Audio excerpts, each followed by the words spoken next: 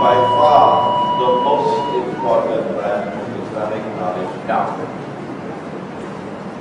Because without Islamic eschatology, you cannot understand the world today. No, you cannot. And if you do not understand the world today, then whatever be the piety in your heart, whatever be the efforts that you're making, you're just like a piece of wood in the ocean, and the waves will take you where they want. Because you don't know where you're going. But when you study Islamic eschatology, and when Allah blesses you with the knowledge, then you understand the reality of the world today. You will understand, for example,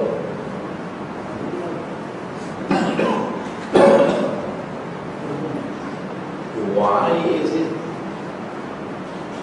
that a universal political dictatorship is descending upon all of mankind? Despite democracy, a universal economic dictatorship is descending upon all of mankind. Why is this happening? Islamic eschatology will tell you why. And when you understand the reality of the world today, then you can follow the Sunnah of Nabi Muhammad.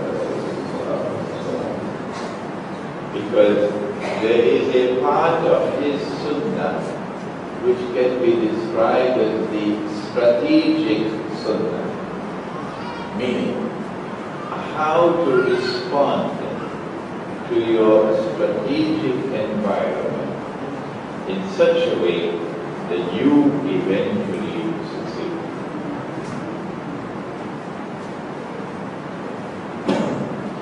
Before we proceed with the topic, there is a warning in the Quran to those who scoff at this topic, this subject. Akhir Zaman. They laugh at it. They scorn the subject. Usually university graduates.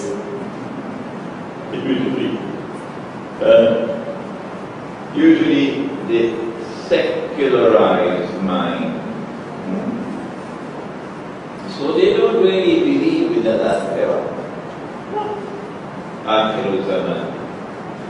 So Allah says in Surah Al-Isra, and I quoted this verse before for you, and incidentally, when I was a student, and my teacher was teaching and lecturing, I always had a notebook, and I was always taking notes. And when the lecture was over, I go back to my room, and I write out the notes. Anytime he quoted the Quran, I go back to my room, search, find the verse of the Quran. But I don't see the notebooks.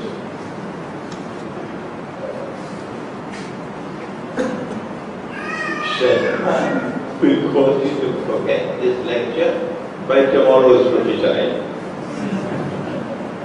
So you need to record it. The verse is in Surah Al-Isra, which is also known as Surah Al-Bani Israel, Surah number 17. And Allah says, بَعْدَ أَعُوذُ بِاللَّهِ مِنَ الشَّيْطَانِ الرَّجِيمِ وَإِذَا قَرَأْتَ الْقُرْآنَ جَعَلْنَا بَيْنَكَ وَبَيْنَ الَّذِينَ لَا يُؤْمِنُونَ بِالْآخِرَةِ حِجَابًا مَسْتُورًا. Sitr is the cover. Sitr. And hijab is that which bars you. So this is double cover.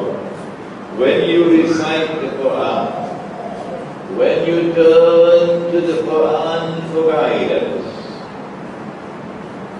then we place between you and those who scoff at Akhir Zaman, those who look on this subject with disdain. They don't really have any faith in Akhir Zaman. They are too secularized. So we place between you and them a hijab, which is mastur, covered. So they will never be able to penetrate the Quran. And only the Quran can explain the world today. Believe you me. Only the Quran can explain the world today. So, make sure that the heart is in the right place, that the heart is turned to Allah, and you are humble before Allah, with faith in the heart in Akhir Zaman. And then proceed to study the subject.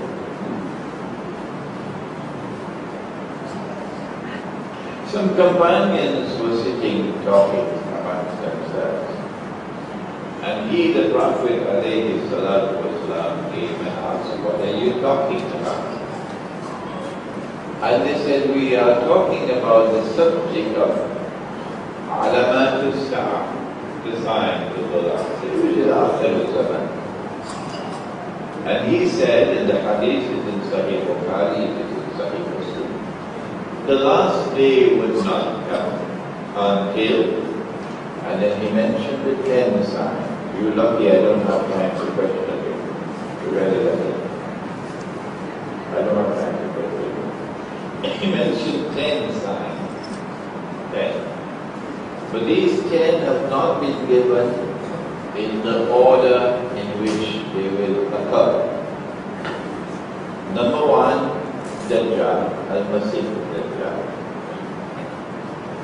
There is a chapter in this book on Dajjal. And I am now writing my new book on Dajjal, Al-Masih Dajjal. Number 2, Gog and Magog. Praise be to Allah who helped me to finish this book. This is the only book in the market on Gog and Magog. I have read some of what is in the market on Gog and Magog. It seems to me as though they should be sent to Disneyland. Scholarly work on Gog and Magog you can find. But Alhamdulillah, this book was published. It's my last book. Number 3, the return of the son of Mary. Peace and blessings of Allah be upon them both. Number 4, Dukhan, smoke. My view, and whenever I give my view, we say Allah knows best. We probably don't have more than about 20-25 years left before Dukhan. And when that Dukhan comes, most of mankind will die. Most of mankind will die. Number 5, Dabbatul Ard, a creature or beast of the Ard. Ard has 2 meanings. Ard could mean, 3. Ard could mean the material universe. Ard can mean the earth. And Ard usually in the Quran refers to Al-Ardul Muqaddasa, the Holy Land. So this is a beast of the earth. Which earth? My opinion, Ardul Muqaddasa. Number 6, that the sun would rise from the west. This is pigeon? Pigeon? It rises from the east in Malaysia. Which direction? East. Number 6, the sun will rise from the west. Number 7, 8, and 9. 3, khusuf, plural of khas, shaking of the earth, accompanied by sinking of the earth. One in the east, one in the west, and the third one in Arabia. And number 10, a fire which will come out of Yemen and drive people to the place of assembly of Hashar. These are the 10. Today's lecture, tonight's lecture, is on one of the 10. The subject is located in the Quran, in Surah Al-Fātiḥah. But there is a story of how it came down. And that story must be told.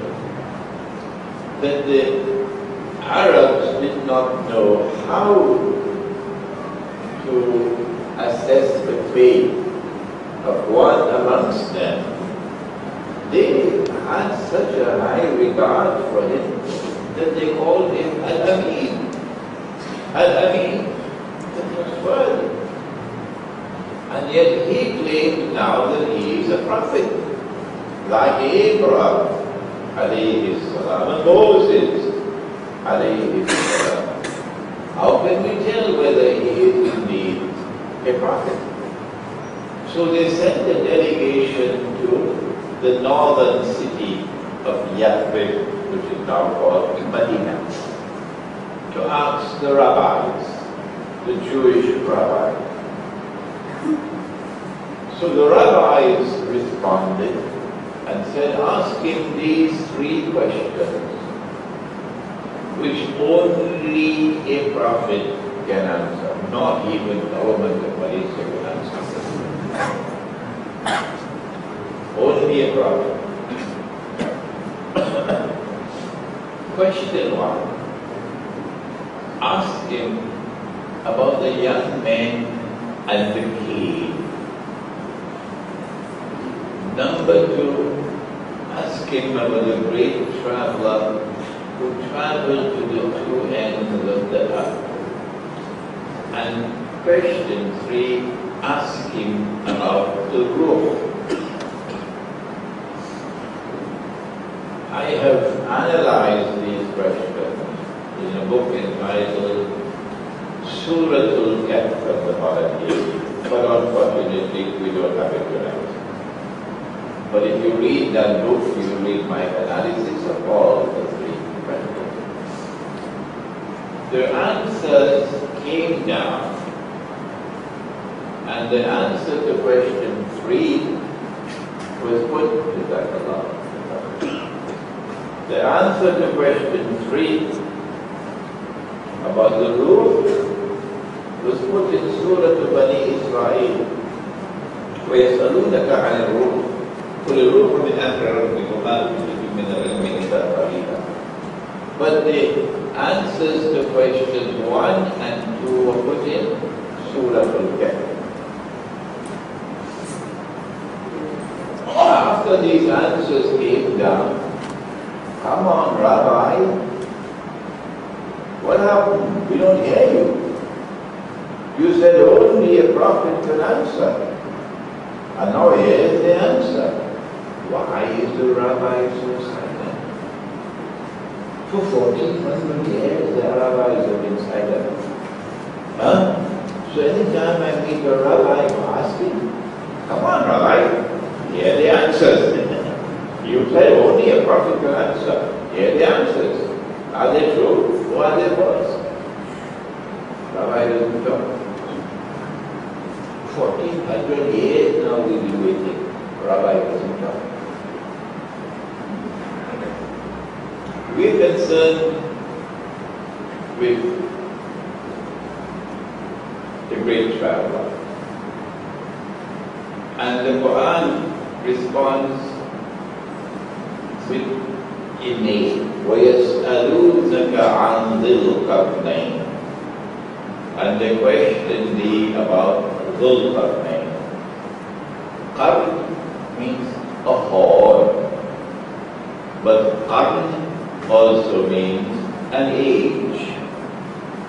Which one? Is Dhul Qarnayn someone who possesses two horns? Or is Dhul Qarnayn someone who impacts on two ages? When we search the Quran to see how has Allah used the word qarn, we find that He always used the word qarn in the Quran to mean age and not horn. So we say, well, maybe Dhul Qarnayn is someone who impacts on two ages. But if you say two horns, then you have the right to do so. No need for any boxing gloves. We say two ages. Dhul Qarnayn is someone who possesses faith in Allah. Amen. And Allah gave to Dhul Qarnayn power. The power to do anything he wanted to do. That is only a superpower. So we have to call Dhul Qarnayn superpower. Superpower. Only superpower can do that. Malaysia can't do that. Superpower. So this is power. And this power rests on the foundations of faith. Notice that I am teaching this subject slowly. You know why? Because you will go and teach it. That's why. You're not sitting down here just enjoying the lecture. You have to go and teach this subject now. That's why I'm going so slowly. Power rests on the foundations of faith. Surah Al-Kahf now tells us, when power rests on the foundations of faith, how is power used? This is the first age, and then we go to the second age. Qarnayn. Dhul Qarnayn travels in the direction of the setting of the sun, which means west. And then he travels second journey in the direction of the rising of the sun, which means east. And then he travels on a third journey. But the rabbis did not saw it. But Allah knew that is what they wanted to know. Whether Nabi Muhammad alayhi salatu wasalam knew about the third journey. But they only asked about the two. But Allah answered and gave them the third. And we know that the third journey was in the northern direction. How do we know that? Answer. The hadith tells us, Sahih Muslim, that when Gog and Magog are released, and this is the third journey, because in the third journey it comes to Gog and Magog. Gog and Magog will pass by the Sea of Galilee and drink the water. And by the time the last of them pass, they will say, we're used to the water here. But when they pass the Sea of Galilee, where are they going? Answer, Hadith tells us, Jerusalem. So, In order to pass the Sea of Galilee to go to Jerusalem, you got to come from the north. You got to come from the north. So we're looking at a geographical territory north of the Holy Land. North of the Holy Land. Good. So he traveled to the setting of the sun. And then he came across a body of dark, murky water.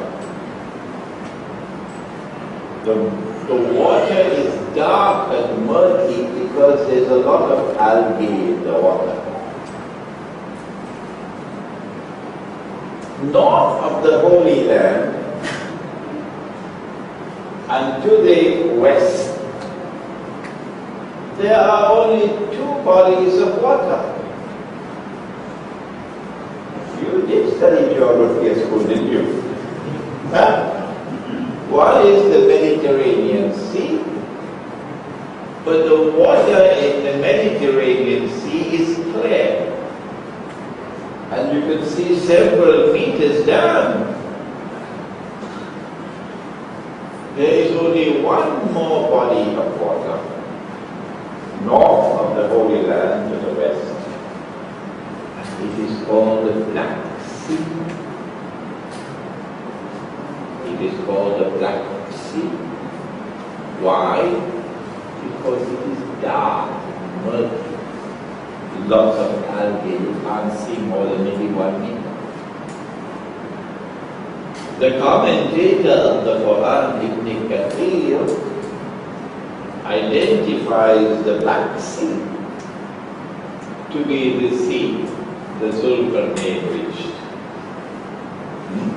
So we're making progress now, aren't we? Geographical precision here. So when he reached to the Black Sea, he came across a people, and Allah subhanahu wa ta'ala asked him, how are you going to treat them? When power rests on the foundations of faith, how is power used with mankind? Zulkarnain replies and he says, whosoever is an oppressor who commits zulm, I will punish him. So when power rests on the foundations of faith, power is used to punish the oppressor.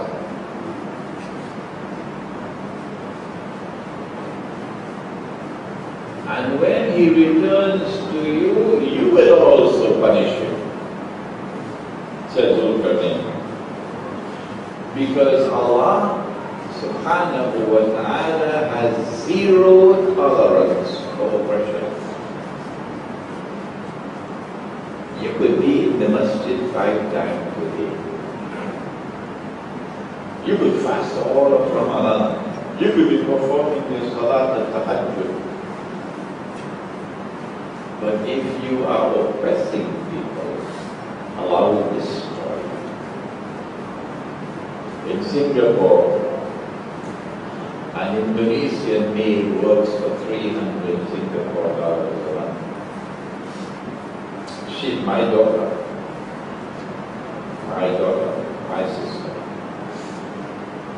No Singaporean woman would work and do the work that the Indonesian maid is doing. No Singaporean woman will do it for $300 a month. This qualifies as oppression. And once there is oppression, Allah will destroy you. So when Singapore is destroyed, goodbye, we won't miss you. Now it's for you to check out to see where else there is oppression. Allah says in the Quran about oppression, and it is again in Surah Al-Isra, Listen. Because around the world today there is oppression. In every city in the world today there is oppression. Even while the cities glitter, when last did you go KLCC? The cities glitter, don't they? But there is oppression. So Allah says, وَإِن مِّن قَرْيَةٍ إِلَّا نَحْنُ مُهْلِكُوهَا قَبْلَ يَوْمِ الْقِيَامَةِ أَوْ مُعَذِّبُوهَا عَذَابًا شَدِيدًا كَانَ ذَلِكَ فِي الْكِتَابِ مَسْطُورًا. Not a single city will escape. This is not Imran Hosein. No. This is Allah. Not a single city will escape. We are going to destroy them all. All. And those which escape destruction, we will punish with terrible punishment. And this is something inscribed in the Kitab. I want to share with you my view, because I have been in the field of Islamic eschatology for a long time now, while they were drinking tea. My view is that destruction of all the cities is probably not more than 20-25 years away from now. And so there's going to be very few people on the earth in another 20-25 years from now. This is my view, and Allah knows that. So I will punish them. And when they return to you, you will punish them. But those who have faith and whose conduct is righteous, I will treat them nicely, and they will be rewarded. So when power rests on the foundations of faith, this is the kind of world that mankind will have, if only you follow Muhammad sallallahu alaihi wasallam. And then he traveled in the opposite direction, leaving the Black Sea and going east. If you leave the Black Sea and you go east, you're going to have to stop when you reach the water. Can't go any further, because there's another sea, and it's called Caspian. Oh, you did geography, okay. The Caspian Sea. The Caspian Sea. And then he came across a people. Now we have a problem. Allah subhanahu wa ta'ala uses agonizingly few words. Very, very, very few words. And how to understand it? Just few words. لَمْ نَجْعَلْ لَهُمْ مِنْ دُونِهَا سِتْرًا. No sitting, no covering did we provide for them other than this. No covering did we provide for these people other than this. Could it be that these are a people who are living a primitive way of life, and only the natural covering that Allah provides, only that they have? Could it be? Allah knows best. Zulkarnain now has to decide how is he going to treat such a people. And can you believe this? That the answer in the Quran is in one word? Only one word. كَذَلِكَ. كَذَلِكَ, and that's it. How are we going to penetrate this subject with one word? كَذَلِكَ. Could it be that he decided, Zulkarnain, because of his compassion, because of his wisdom, he decided to leave them as they were.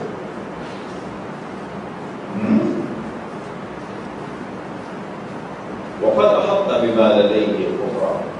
And Allah says, we understood why he acted in this way. So when power rests on the foundations of faith, power will respect the primitive way of life. I think we're making progress now. Then Zulkarnain traveled in the third direction, and we recognize it to be north now. But between the Black Sea and the Caspian Sea, there is an unbroken range of mountains. What are they called? The Caucasus Mountains. Do you know geography? Caucasus Mountains. And there's something strange and mysterious about the Caucasus region, because the white European always refers to him as Caucasian, white Caucasian male. Hey, were you born in Boston, man? How come you're Caucasian? Huh? Why are you calling yourself Caucasian for? Something mysterious going on here. The link with Caucasus. Does it have to do with Gog and Magog? So he now travels north and comes across a people لا يكادون يفقهون قولا. The Quran is giving you hint after hint. It's up to you to pick it up. He comes across a people whose language could not be understood. Meaning that this language is not connected with all the other languages in the region. You start from South India and you go up, and you see that their languages are connected with each other if you go up. Some words are the same, but they're different languages. But this one is a unique language, different from all the other languages in the region. لا يكادون يفقهون قولا, could not be understood. Is there such a language in that region? Yes, there is. And up to this day it has been preserved. It is the Georgian language. The Georgian language is different from all the regional languages. So we are making progress in this lecture. When he came across these people whose language could not be understood, they were located at a pass in the mountain range. There was only one pass in this unbroken mountain range from the Black Sea to the Caspian Sea, and this is where they were passed. When they were able to communicate, I don't know how long it took. I know how long it would take me to learn Bahasa. So when they were able to communicate, then these people informed those Zulkarnain, إِنَّ يَأْجُوجَ وَمَأْجُوجَ مُفْسِدُونَ فِي الْأَرْضِ. The Gog and Magog are perpetrating fasad. There are acts that we commit which are called sins. And sins are punished of death. But there are other acts that we commit we commit which are not just sins, they are also called crimes. A criminal act is punished here. And among the crimes that we can commit, the biggest one of all is fasad. And the punishment for fasad is the severest one of all. There are grades of fasad, the Quran tells us. And at the lowest level, we punish you by banishing you. Out, you can never come back, punishment. But there are other grades of fasad, and at the highest level you will be, your hand and your foot will be cut off from opposite sides. Did you hear that? Huh? Did you hear that? The hand and the foot will be cut off from opposite sides. And then you'll be crucified. That's in the Quran. This is the punishment for fasad. So these people, Gog and Magog, oh my gosh, they're terrible. They commit the worst crimes possible. Fasad fell up. So these people appealed to Zulkarnain. Can you help us? We are prepared to pay you, not in ringgits of course, gold and silver, right? We are prepared to pay you. Can you build a barrier between these, in this pass, Sadden is a barrier for Sadden. Zulkarnain now responds very strangely. If Allah has given to him the power to do whatever he wants to do, then why does he not go in there and beat them up? Give them the lesson of their life, so they'll never again do what they're doing. Huh? So he should say, listen, I don't need to build any barrier. Why do you need a barrier? I'm here, I'm Zulkarnain. But strangely, he agrees to build the barrier, indicating that he does not have the power to destroy them. These are more powerful than any superpower that you can find.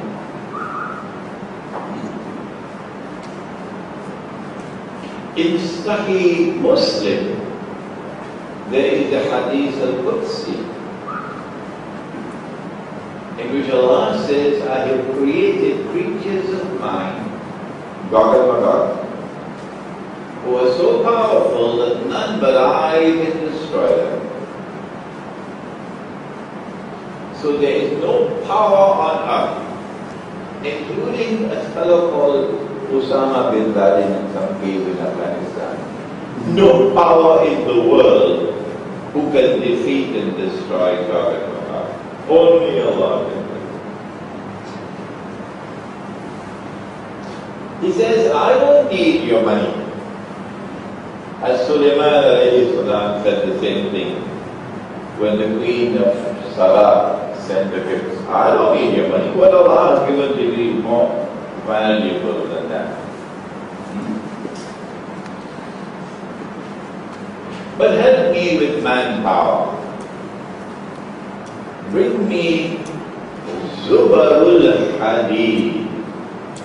Hadid is not a Syrian fellow with a shop in city.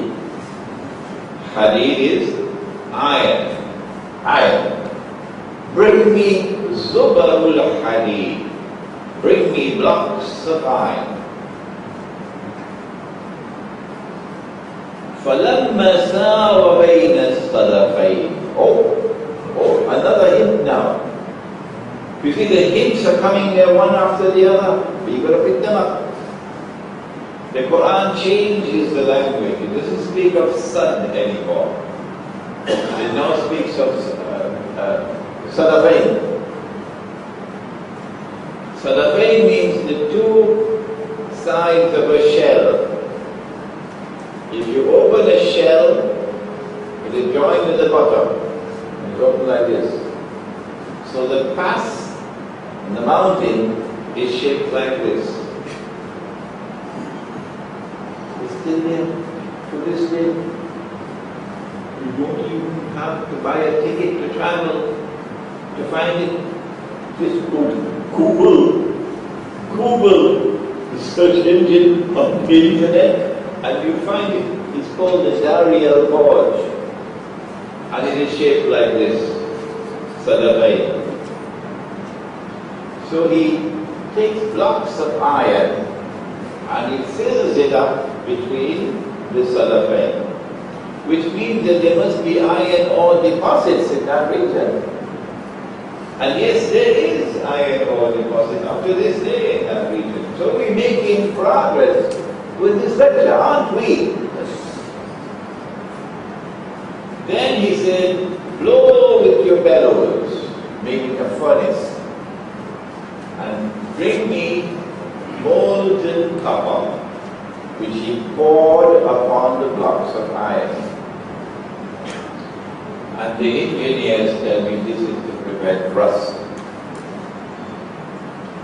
And so now the barrier is built. And Magog and Magog are now north of the barrier. The rudder built by Zulkarnain. Then Zulkarnain spoke and he says, now they can neither pierce it nor they can live. Oh wait, so they are blocked. Zulkarnain now speaks. And you'll have to tell me how a Greek emperor who worshipped Mars and Venus and gods and goddesses, a fellow named Alexander, you'll have to tell me how he could speak these words. Okay? If you accept that nonsense, that Zulkarnain was Alexander. Listen to what Zulkarnain says. It is in Surah Al-Kahf. هذا رحمة من ربي. This barrier is constructed as an act of mercy from Allah, from my Lord. So he worships Allah, not some Greek goddess. But now he says something more, which Tom, Dick and Harry doesn't know. فَإِذَا جَاءَ وَعْدُ رَبِّي. And when that time comes of which my Lord has come, جَعَلَهُ دَكَّا. Allah is going to bring down this barrier. This is eschatology. I don't think Zulkarnain did that study at university. Alexander. I don't think Alexander studied eschatology. فَإِذَا جَاءَ وَعْدُ رَبِّي. And when that time comes of which my Lord has gone, جَعَلَهُ دَكَّا. Allah is going to bring down the barrier. وَكَانَ وَعْدَ رَبِّ حَقًّا. And then the warning of my Lord will be fulfilled. So God and Magog are now contained by the barrier. But one day, the barrier will go down. And when it goes down, what's going to happen? They will be released. They have power. Their power is greater than Zulkarnain, so this is super power. But this power rests on foundations which are godless. Because an oppressor who has a PhD in oppression, constantly oppressing, cannot have faith in Allah. And this power, which rests on foundations which are godless, would be the supreme power in the world. Are you beginning to see? Are you beginning to recognize the reality of the world of today? They don't teach this at university, So when Allah brings down the barrier, what kind of world will it be?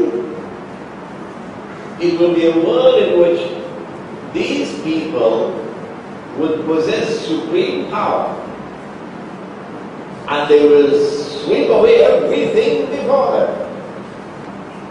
Every civilization before them will be swept away.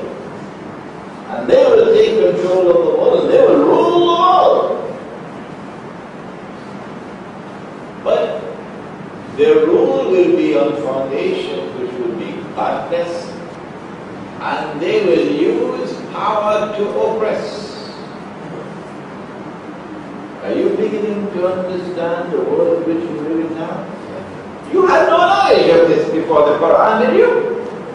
Did I not say only the Quran can explain the world today? Did I not say?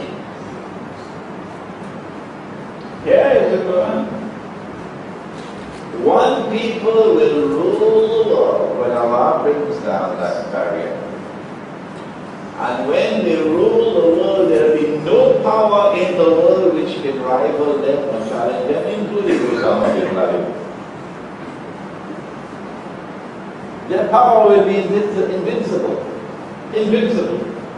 Only Allah can destroy them. But these are going to be agents of fasad. They will use their power to oppress. They will use their power to corrupt. They will use their power to destroy. And so anywhere you turn in the world, it's only oppression. Anywhere you turn in the world, everything is being corrupted. Huh? Those who have eyes with which to see will recognize that this is the worst possible world. We've talked there for the other time. One day Allah will bring down the barrier. And when He brings it down, then Magog and Magog are going to be released. And when they are released, there's going to be fasad all over the world. Everything will be corrupted, destroyed, including money. Including money. It is not by accident that the money which is in the Quran and the money which is in the Sunnah, the gold dinar and the silver dirham, has disappeared.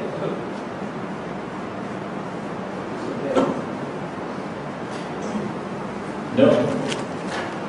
The reason why it has disappeared and has been replaced by this bogus and fraudulent and utterly haram paper currency, the reason for this is located there, in Magog and Magog.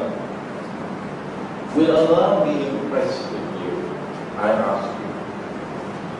If you devote yourself to an effort to restore the gold dinar and silver dirham, and that is something commendable, will Allah be impressed with you when you pursue this effort without any understanding of how did the gold dinar and silver dirham disappear? Who is it who caused it to disappear? And why did they cause it to disappear? No. Allah is not impressed by such a servant.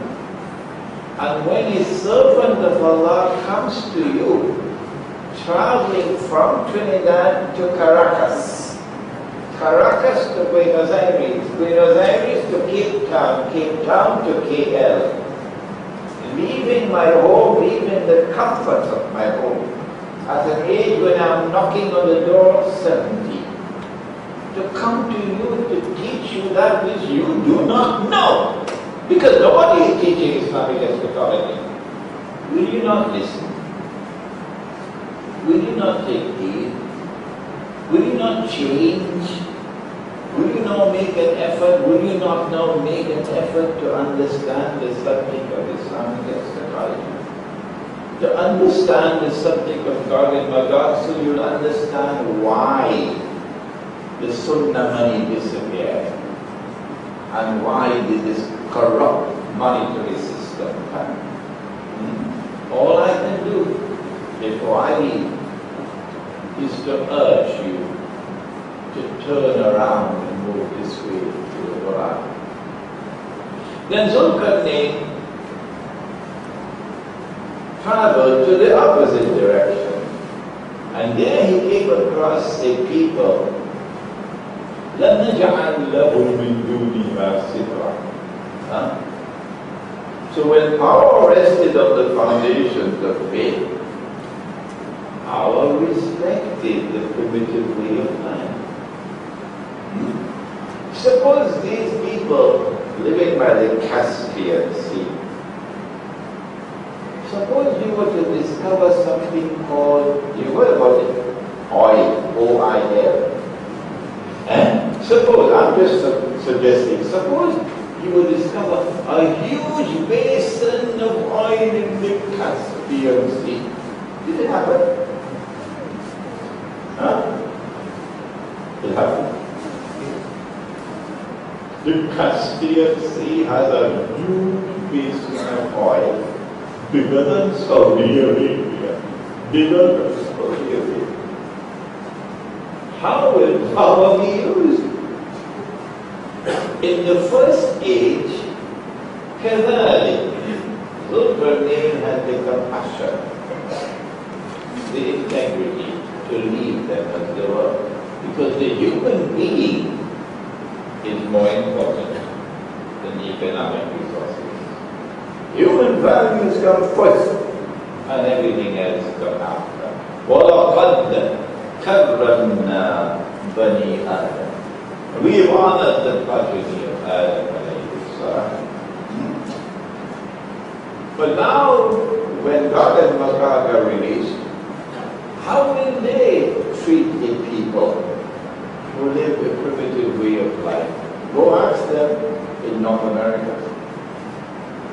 What did they do to the American Indians? These people who say that we have brought to the world the most advanced civilization that mankind has ever experienced. Because they measure progress by the height of the building. And they measure progress by, I don't know whether you've heard about it. It is something small like this, and you can press, and no matter where you are, you can drop it your family home. About cell phone, have you heard about it? And you measure progress by the, you don't need the donkey cart anymore, you don't need the horse anymore, you don't need the BMW. This is progress. وَيَحْسَبُونَ أَنَّهُمْ يُحْسِنُونَ صُنْعًا. This is the yardstick that they use to measure progress. So now, power rests on the foundation that are godless, and this power is used to destroy the primitive way of life. So now the American Indian is part of the blue jeans Jamaat. Yeah. The American Indian loses his language, loses his way of life, and he has the same hypertension and the same heart disease and the same prostate and, the whole works, like everybody else. He's also just as overweight as all the rest, because he's lost his way of life and he's not following these people. They destroy the primitive way of life. And when there's oil, they ship you out, throw you somewhere else, so that they can exploit your resources. What a terrible world it is when God and Magog will be released. And so now we've understood of name, the two ages. The age in which power rests on the foundations of faith, and the age in which power rests on foundations that are godless. In this one, power is used to punish the oppressor.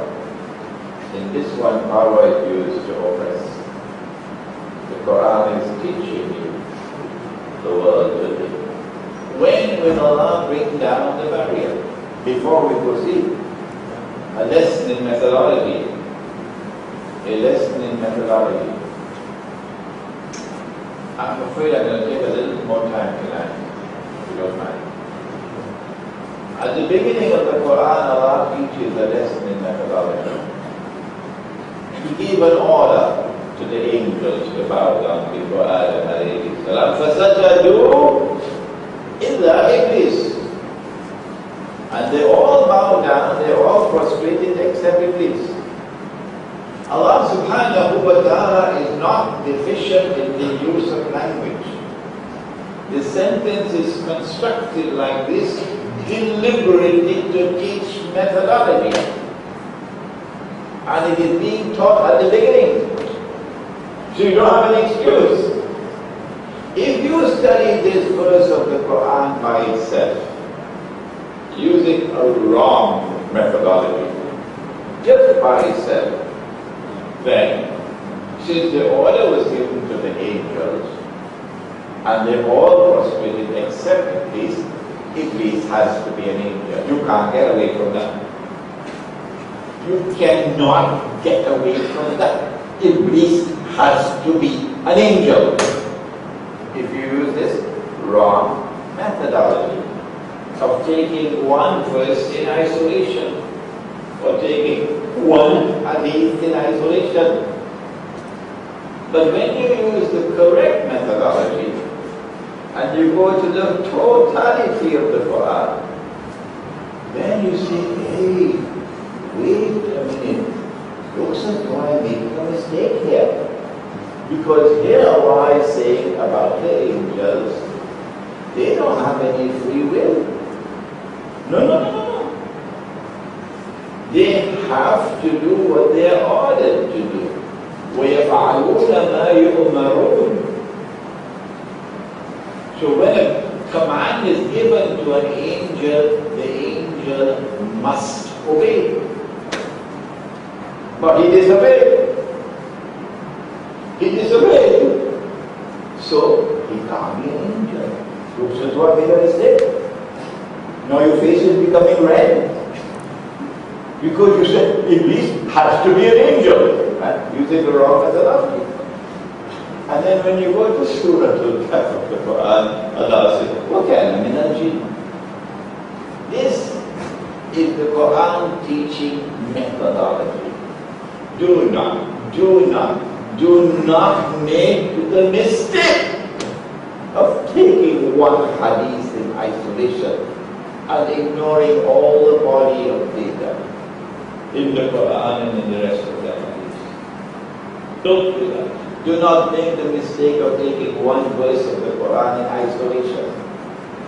Don't take Jews and Christians as your friends and allies. They are friends and allies of each other. This is wrong. This is wrong. When you take the totality of the data, then you get a different picture. Do not take such Jews and such Christians as your friends and allies, بَعْدُهُمْ أَوْلِيَاءُ, who themselves are friends and allies of each other. So the Quran is anticipating the emergence of a Jewish-Christian alliance. When that Jewish-Christian alliance emerges, do not, somebody should have told us, to Husni Mubarak. Do not be their friends and allies. No sense talking to the Saudi, they don't listen. They don't listen. So now that we have learned this lesson in methodology, when is Allah going to break down the barrier? Is He still standing up to now? If it is, what are you doing here in PJ? Why don't you go to search for it? Huh? If you say the barrier is still standing, don't you have any love for the Quran? A barrier which is located in the Quran, it is still standing. Does your heart not long to go and see it, to go and touch it? Built by Zulkarnain, what kind of people are you? Huh? Nobody goes to search for it. And yet you're going to tell me it is still standing. Well, if you don't want to go and do a Google search now.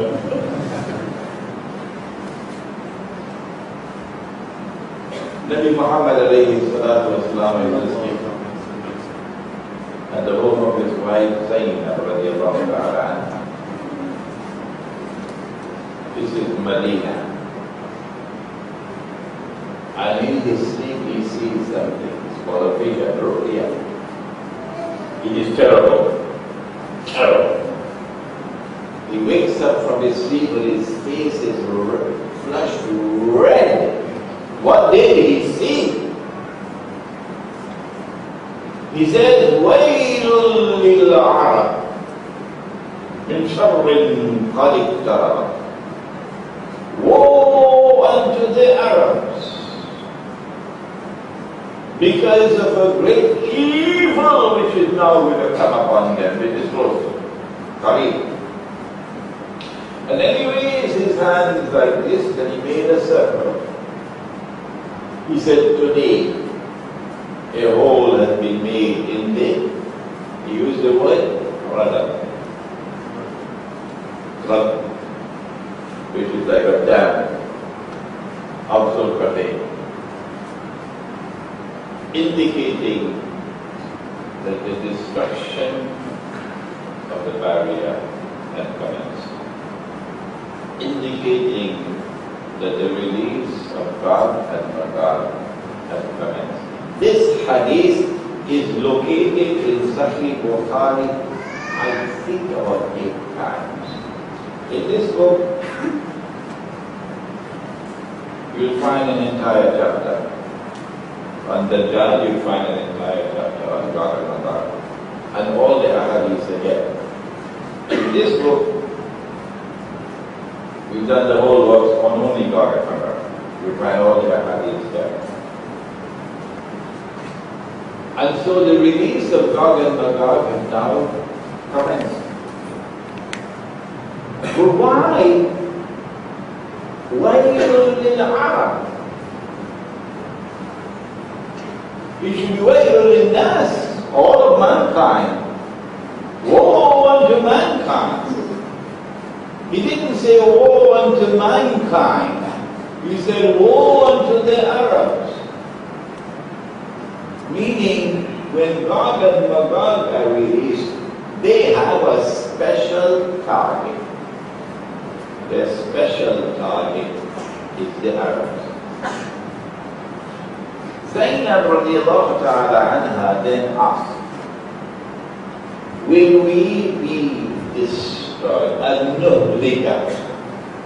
Will we be destroyed, meaning the Arabs, when there are amongst us those who are righteous in conduct? That's the question.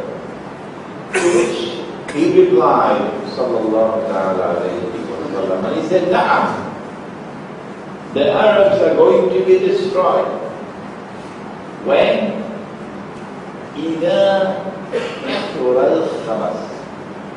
When khabas, nastiness, pornography, when khabas prevails in the world, that is the sign that the time has come for the destruction of the Arabs. That destruction is around the corner. They will wage biological war because the Prophet prophesied. He said the Arabs are going to be wiped out by plague. So biological war. And there is also more than that, big wars that Israel has to wage around the corner. And so now we know that the release of Gog and Magog took place in the lifetime of the Prophet. Well then, who are they? Who are they? They are located north of the Caucasus Mountains. North. So we have to look north of the Caucasus Mountains for a people who display display extraordinary power.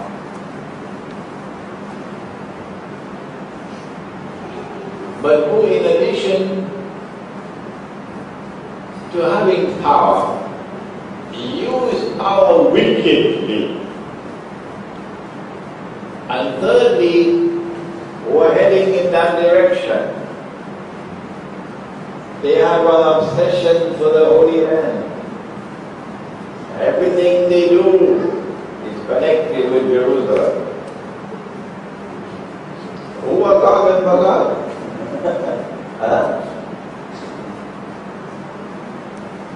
بَعَدُوهُمْ أَوْلِيَاءُ بَعْضٍ. Allah says, بَعَدُوهُمْ أَوْلِيَاءُ بَعْضٍ. Do not take such Jews and such Christians as your friends and allies, who themselves are friends and allies of each other. The Jews and Christians were never friends and allies. The Christians accused the Jews of the ultimate crime of killing God himself. You can't do worse than that. So Christians and Jews were always enemies, hostile. But the Quran is telling us that a time will come when there will be a reconciliation. When that reconciliation takes place and that Jewish-Christian alliance emerges, if you become their friend and ally, you belong to them. You no longer belong to them. وَمَنْ يَتَوَلَّهُمْ مِنْكُمْ فَإِنَّهُ مِنْهُمْ إِنَّ اللَّهَ لَا يَهْدِي الْقَوْمَ الظَّالِمِينَ. And they will be a people who commit holiness in their straight path. What is the glue that was used to bind these two people? The European Jew and the European Christian came together.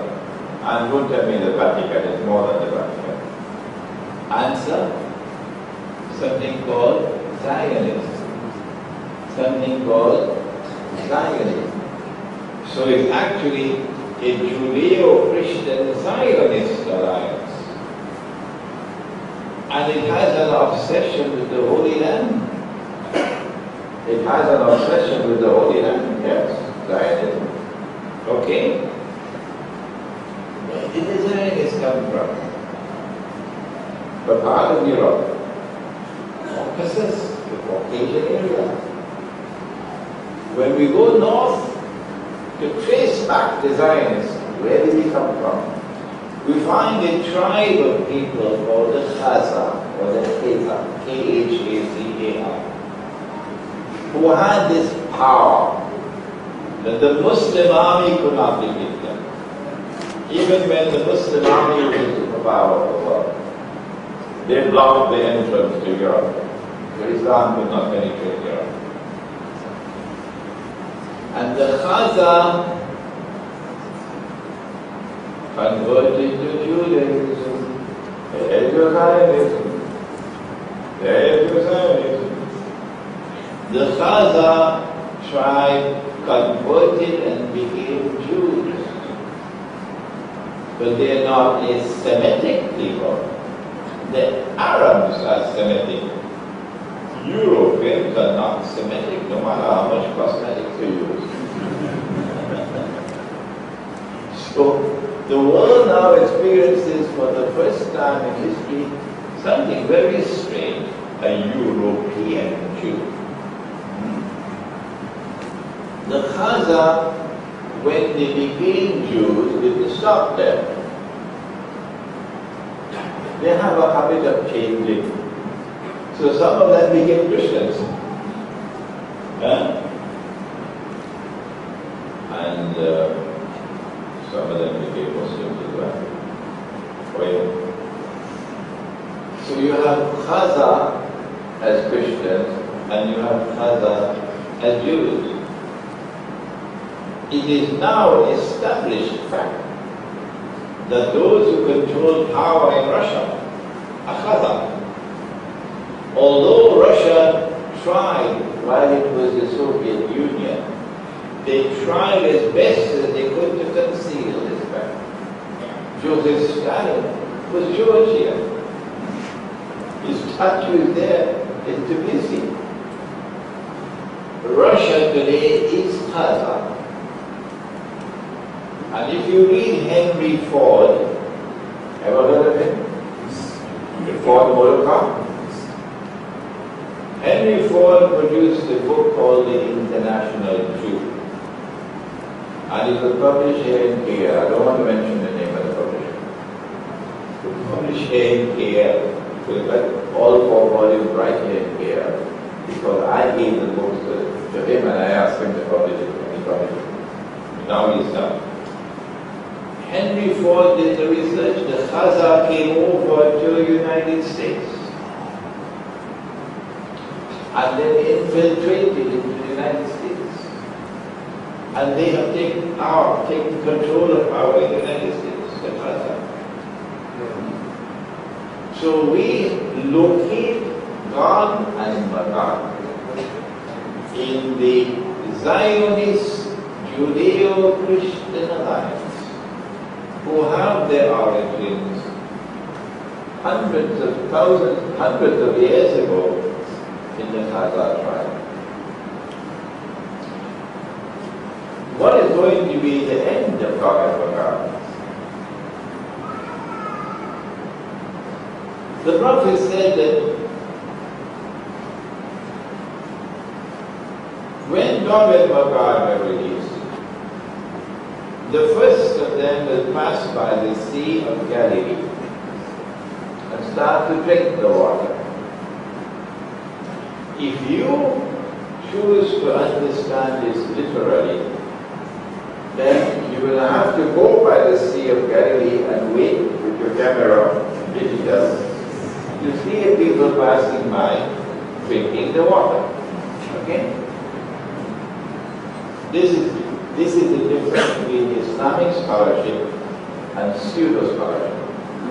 The Prophet said that Dajjal will ride on a donkey, and the donkey will travel as fast as the clouds, and the donkey will have his hair stretched out wide. So if you're waiting for someone who's going to stand up in Jerusalem and declare, I am the Messiah, and he's going to have this flying donkey, you are entitled to your view. There's no need for any boxing. No need. But we have a different kind of Islamic scholarship. Ours is different. In our Islamic scholarship, we recognize this to be religious symbolism. And so we say the flying donkey is already here. In fact, there's one flying donkey out there that you can actually perform your salat and tell you which is the direction of Qibla. Malaysia. And so we say, when the first of them are released, they pass by the Sea of Galilee and start to drink the water. We understand that to mean consuming the water. Like, for example, this foolishness. I mean, really foolishness. We're going to make the desert green. Allah, we're in the middle of the desert, you know. We're going to make the desert green. To make the desert green, you're going to have to take all the water in the Sea of Galilee, isn't it? And by the time the last of them pass, they will say there used to be water there. So the hadith has given us an index, or a yardstick, by which we can measure the passage of Gog and Magog. When you see the water level in the Sea of Galilee has reached such a level where the sea is essentially dead, can never be revived, you know that the bulk of Gog and Magog have already passed, and only few now left to pass. So now we're going to go and take a look at the water level in the Sea of Galilee. I have a student in Haifa, in the Holy Land. He's been writing to me now for some time, but I saw him for the first time when we had the International Islamic Retreat in Cape Town before I came here. And he traveled from Haifa to attend the retreat. So I met my student for the first time. And he is constantly monitoring the water level of the Sea of Galilee and constantly forming. The Sea of Galilee long ago has reached the point of no return. It can never be revived. It's waiting to dry up now. So we are now faced with intangible, irrefutable evidence that Gog and Magog have been passing for some time now, and we are close to the end. What is the end?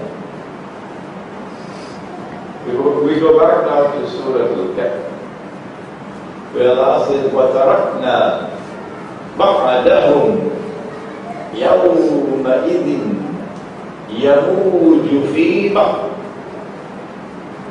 I think this qualifies as the most difficult verse in the whole Quran.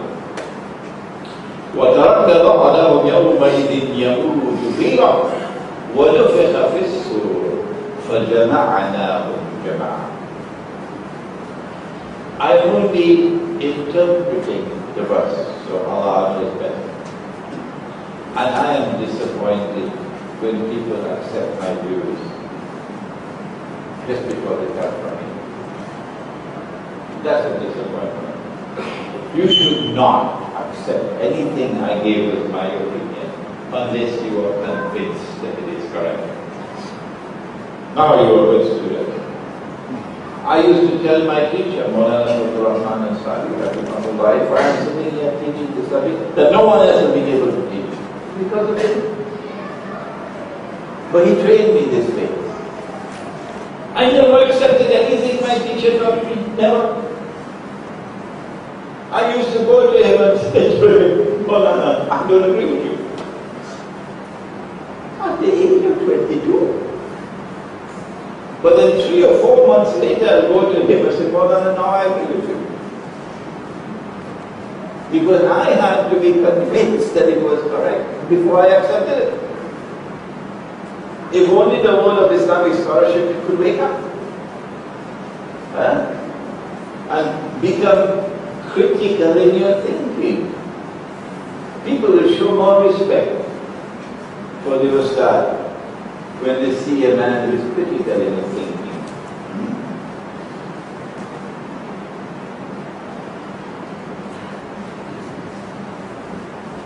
وَتَرَكْنَا بَعْضَهُمْ يَوْمَئِذٍ يَمُوجُ فِي بَعْضٍ could mean that we'll cause them to merge with each other like waves. Merge with each other like waves. The way waves in the sea merge with each other. And as you constantly merge with each other, it's called globalization. And so eventually one global society emerges. I call it the blue jean demand. One global society emerges. It matters not whether they are Jew or Christian or Hindu or Muslim or Buddhist. They are all living essentially the same way of life. And it's the way of life of God and God. That is one of the meanings. But there is a second possible meaning. وَتَرَكْنَا بَعْضَهُمْ يَوْمَئِذٍ يَمُوجُ فِي بَعْضٍ. That there are waves which will crash against each other. And when a wave crashes against another wave, you can see the white foam. These are not waves coming together and merging. These are waves coming against each other, If two powerful waves come to crash against each other, you better run. Don't remain there. You're going to be split. You're going to be destroyed. Two powerful waves crashing against each other. For example, when Pharaoh attempted to cross, then Allah caused the water to stand, and there's a passage way. So you have a mountain of water on this side, and a mountain of water on that side. But when Pharaoh attempted to cross, Allah caused the water to come down. So water from this side crashing against water from that side. Could anybody survive? Nobody survives. This is Yamuju Riba as well. So from this, we get the possibility that there is going to be a clash of Gog against Magog. That is how this book ends. That the Russian alliance, with which China is going to be a part, will eventually clash and crash against the American-led alliance. The American-led alliance, the Anglo-American-Israeli alliance with NATO, have a pig-headed obsession to rule the world. But Russia will not bend its knee, and China will not bend its knee. The Saudis not only bend the knee, they're down on their face. They're down on their face, the Saudis. But Russia will not bend its knee, and China will not bend its knee. So we are moving, this is why there's encircling Russia right there, nuclear missiles, encircling Russia. Because you're moving towards the showdown. And when that clash takes place, which is probably 20-25 years from now, when that crash takes place between Magog and Magog, that's the smoke. Duhan. Who will survive that? The cities won't survive. Why will the cities all be destroyed? Is there something to do with radiation from nuclear weapons? And that radiation has facilitates the travel of that radiation when you're in an area in the mix with cell phones. So wherever you could use a cell phone, you know when that takes place, it will all be made into sunny side up eggs. So the safest place for you, if you are interested in surviving, not everybody is interested in surviving, but if you are interested in surviving, the safest place to be is a place where you can't use a cell phone. And that is the Muslim village, the project of the Muslim village. A location in the remote countryside.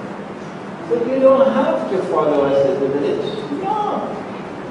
If you're comfortable in the city and you don't mind becoming a sunny side up Friday, when that clash takes place, by all means you can stay in the city. No need for any boxing club. Imran Hosein is not a terrorist. He's not doing sedition and so on. He's just saying maybe 1 in 1,000 might want to save themselves. 1 in 1,000. We want to get off the ship. 1 in 1,000. I want to go to the remote countryside where rain falls, take them, sheep and goats, who survives the clash of God and God. When the Dajjal completed his mission,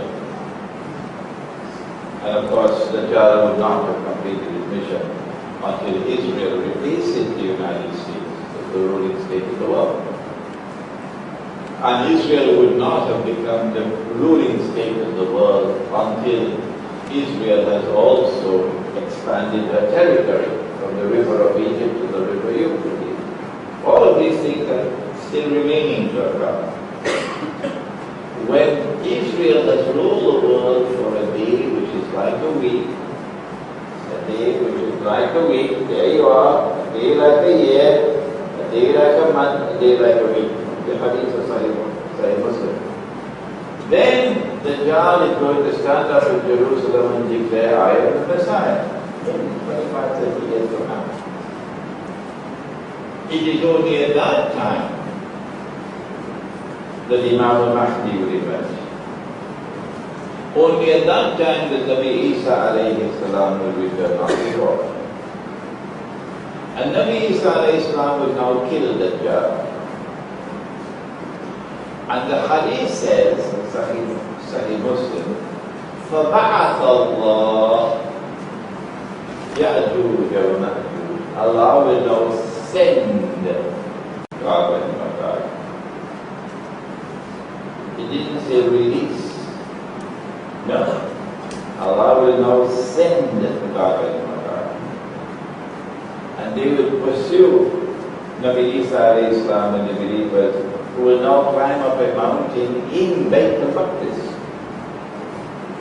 And they will say, we have killed all those who are on the earth. Now let us kill those who are in the heavens above. And they will shoot their arrows up into the sky, missiles. So there must be military platforms up there, spaceships. And Allah will cause the arrows to come back down with blood on them. Don't ask me to explain that. And then comes the destruction of God and Magog by Allah. Through something which attacks them at the back of the neck, the top of the spine. Maybe a bacteria or something. And they will all fall down paralyzed. And next morning they will all be dead. And then Allah will send, Nabi Isa will pray for Allah. And Allah will send prehistoric birds with necks like camels and pick up his bodies and have them thrown where Allah will have them thrown. The Quran now speaks. Over there is وَفَبَعَثَ اللَّهُ. Remember the word وَفَبَعَثَ اللَّهُ. That is the hadith in Sahih Muslim. And so many people take this solitary hadith, only one, ignoring all the rest of the data, and read and misinterpret this hadith to say Allah will now release God and Allah. And so the world of Islamic scholarship is waiting for Nabi Isa to return. And only after he returns, and after he has killed the Dajjal, only then will God and Magog be released. Because of his misunderstanding of one solitary hadith. No. Allah doesn't use ba'atha for release. Now let me take you to one verse of the Quran and we finish. It is in Surah Al-Anbiya.